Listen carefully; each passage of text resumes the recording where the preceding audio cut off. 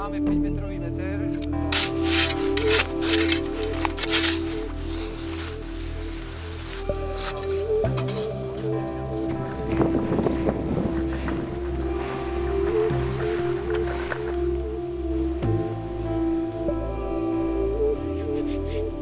No, chystáme akurát.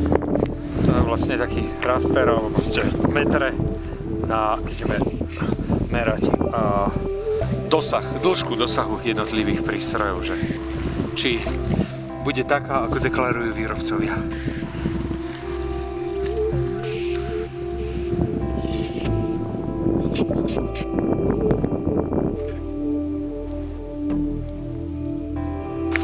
Pripravujeme si pracovný priestor na meranie presnosti jemného dohľadania jednotlivých prístrojov.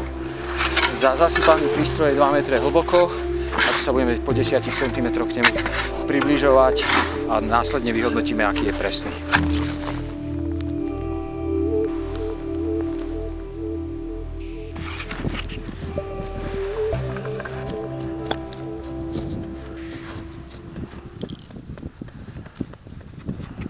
Vlastne tu je, pod tým je prístroj.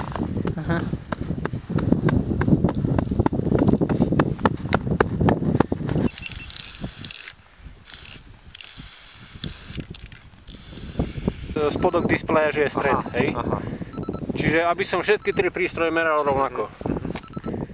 3.01 zasypaný. 2.9. 2.8. 3.2. Vidíš, a mal by ukázať 3,61. 3.0. 3.0. 3.0. 3.0.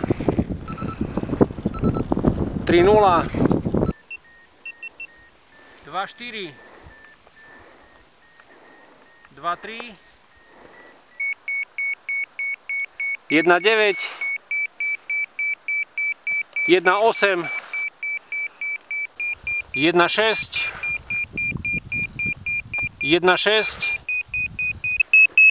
1.4. 1.3.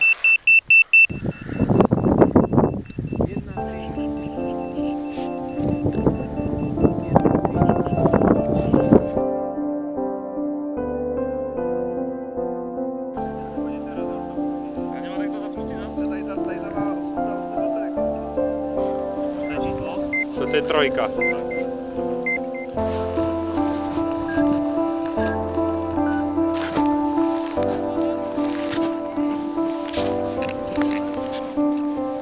A ukazuje mi viac, mi to tu skáče medzi 60 až 65. A počkaj, už sa mi stratil. Čo sa deje? No nechápeme, ale tento ortovox 3 plus chytá, hádam zo 80 metrov už občas bípne. Ja neviem. Chvíľku, hej. A pritom ukazuje len nejakých 30-40 metrov a sme 70 metrov. Bude to stabilný signál? No, tu ja nie. Už to vypadlo? Teď mi nevypadlo, byl tam dlouho. Ty máš tam asi 42? Teď mám 42 bez šipky, bez zasypanýho.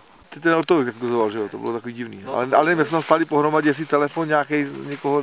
To je treba to otestovať, tie ortovoxy, lebo to nie je dobré, že to tam ukazuje také hlúposti. Takový nesmysl trošku. Lebo vlastne, vidíš, tu je zasypaný a tam ti ukázalo 30 metrov, tak ťa to zmetie, vieš, lebo... To by ještě zmátlo, no.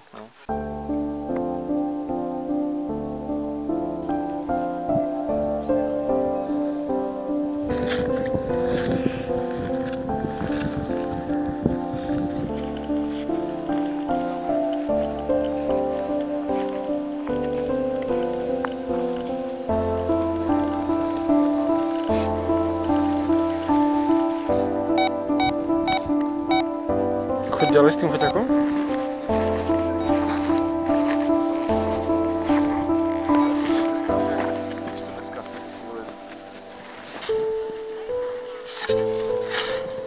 Zmením polohu antény z polohy Y, ktorá bola na polohu Z. To je najnevýhodnejšia poloha pre zasypaného. Keď ho zasype a lavinový prístroj, vyhľadávací prístroj ostane v tejto polohe kolmo na svah, lebo vtedy vysiela tou ako keby do neba.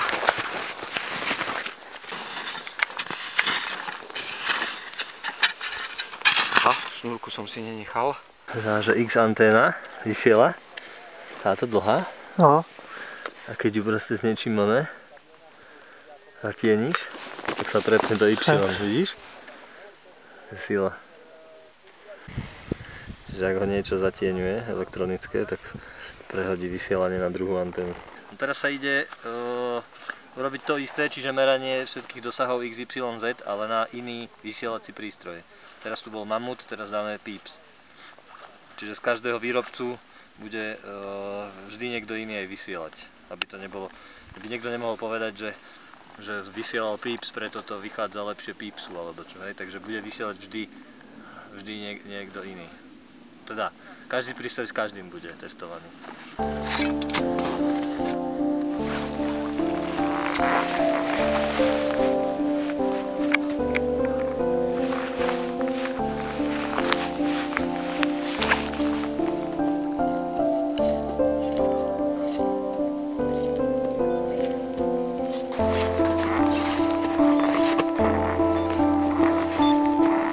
Dobre, 18 je už aj stabilných a ukazuje mi priemer nejakých 48. Nepočuje ma.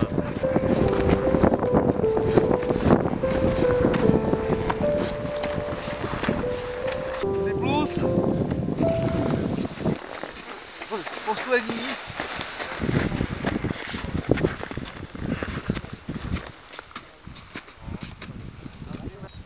15:41.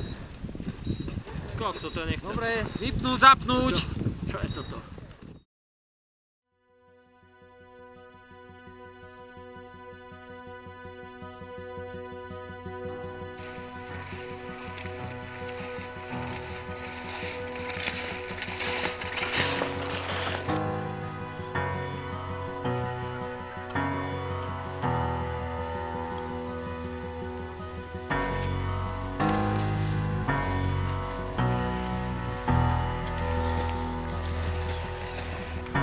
Budeme testovať viacnásobné zasypanie, kedy sa simuluje viac zasypaných a trasu budeme podrobne merať GPS-kou, lebo tak zistíme, že ako ten vyhľadávač reaguje, ako ten algoritmus dokáže spracovať viac signálov a jednoducho logicky čím väčšiu trasu prejdeme, tým je akože ten algoritmus alebo to spracovanie toho viacnásobného signálu horšie. Že ideálne je prejsť čo najmenej v čo najkratšom čase.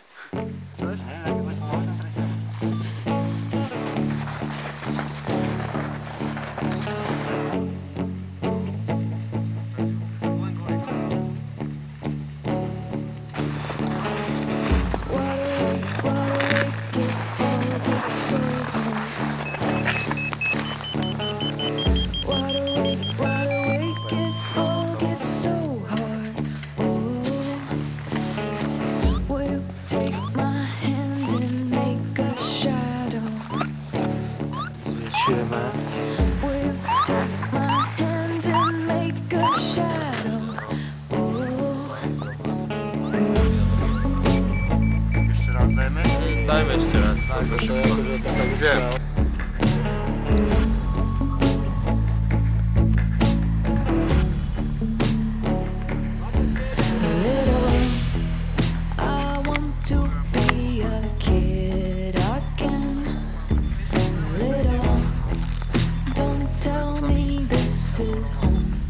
tuto je trošku.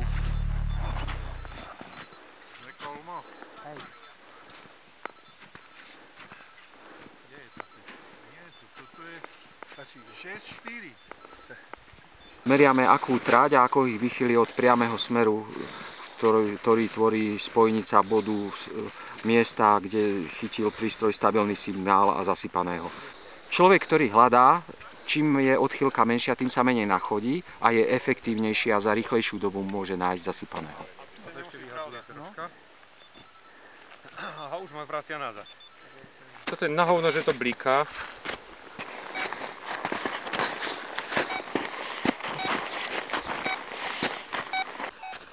Pri meraní odchýlky, teda toho najvzdialenejšieho bodu od priamého, od spojnice vysielač a prijímač, sme zistili, že niektoré prístroje mali veľmi krátke dosahy a niektoré nemali stabilné smerovanie a navádzanie priamo k zasypanému. Otočil šipku, taký nebral, pak otočil šipku, čo len vzal, tak chytil. Dva akoby nenašli. Zase stúpa, takže sa otočím na 180 stupňov. A šipka je tam. Za mňa. Už. Teraz mi skočila rovno. Už. Sklamal dosť teda. Kurva.